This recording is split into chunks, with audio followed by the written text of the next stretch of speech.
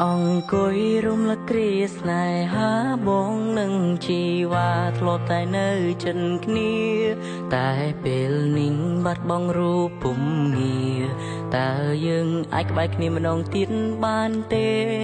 បងនៅតែមិនអាចបំភ្លេចរូបអូនតើរូបមាស្ងួនអូននៅនឹងបងទេក៏ដឹងហើយពេលនេះរូបស្រស់មៀងមេអូនមានគេដើម្បីបំភ្លេចរូបបងពេលដែលយើងចាប់ផ្ដើមស្នេហាបងនឹងរៀមរាដូចជាមាននិស្ស័យតែពេលនោះចិត្តពួកយើងនៅក្មេងខ្ចីចិត្តអើយចង់រៃប្រឡ័យស្នេហ៍យើងទាំងពីរដល់ពេលមួយពួកយើងឈានដល់ផ្លូវបែងមិនបាច់ប្រកែកព្រោះនេះជារឿងព្រំលឹងខិនពេលវេលាជានាងបង្ខំបងខិនឲ្យយើងឃ្លាតពីគ្នាក៏ដឹងហើយថារូបអូនមិនអាចត្រឡប់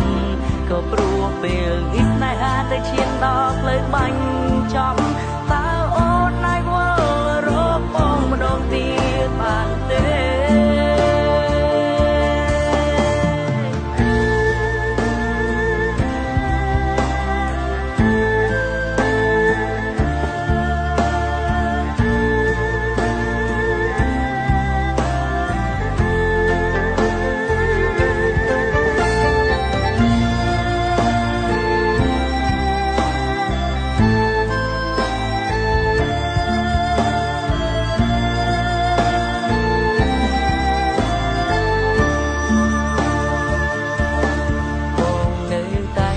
បំភ្លេចរូបអូនតើរូបមាស្ងួនអូននៅនឹងបងទេ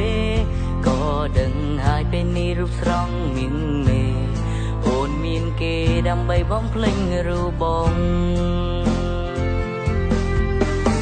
ពេលដែលយើងចាប់ផ្ដើមស្នេហាបងនឹងរៀមរាដូចជាមាននិស្ស័យតែពេលនោះចិត្តពួកយើងនៅក្មេងខ្ចីចិត្តអើយចង់រៃប្រឡ័យស្នេហ៍យើងទាំងពីរ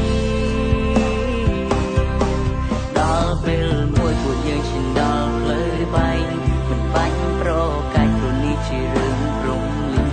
ខិនពេលវេលាជានាងបង្ខំបងខិនឲ្យយើងឃ្លាតពីគ្នាក៏ដឹងហើយថាអូនមិនអាចត្រឡប់ក៏ព្រោះពេលនេះស្នេហាទៅឈានដល់ផ្លូវបាញ់ចំតើអូនអាចវល់រកបងម្ដងទៀតបានទេអូននាងស្មោះបងគឺជានាងក្បត់អូនទ្រាំអត់ធ្មត់ក៏ព្រោះតែអូនស្នេហ៍បងដល់ពេលនេះទើបបងដឹងរឿងខុសឆ្គងដែលបងធ្លាប់រំលងអូនពីមុនបងសុំទុំ